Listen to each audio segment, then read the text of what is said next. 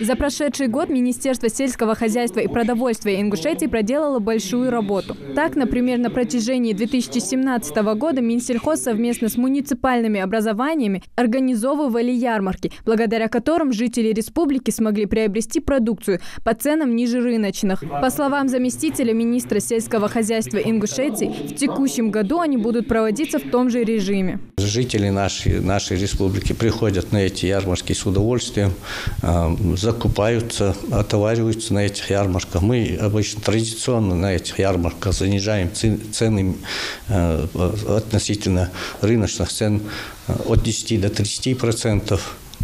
Поэтому, ну и, конечно, там проводятся конкурсы, концертные программы, культурные программы. Поэтому это для нас, я считаю, что для жителей нашей республики это очень важные мероприятия, то, что мы проводим. Аграрии республики отмечают, что год был тяжелым из-за засухи, градобития и проливных дождей. Но, несмотря на это, сельхозпроизводители сумели без потерь собрать сохранившийся урожай и заготовить корма для животноводства. За отчетный период наблюдается увеличение поголовья скота во всех категориях хозяйств по сравнению с соответствующим периодом прошлого года. Вы видите это на диаграмме.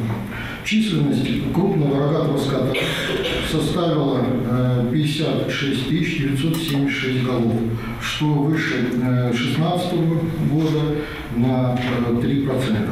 Учитывая неблагоприятные погодные условия для урожая в 2017 году, собравшиеся считают, что аграрии выполнили 90% запланированной работы. В этом году землевладельцы также настроены на хорошие результаты и давно начали посевную кампанию. Уже закончили сев овса. А еще в этом году в Ингушетии ввели в севооборот горох и горчицу. Если позволит погода, то в Минсельхозе планируют увеличить урожай в разы. Для этого есть условия, есть и специалисты, есть и возможности для этого. Несомненно, что уверен, что 2018 год будет более благоприятным, в смысле климатических нельзя сказать, а в смысле того, что работа будет построена по-другому, более по-научному, это безусловно, это будет. За последние 5 лет Министерством сельского хозяйства сделано немало работы. Если раньше обширные территории стояли заросшие сорняками, то сейчас в республике практически невозможно найти даже клочок такой земли. Хейди Бекбузарова, Рахман Цуров, Новости 24.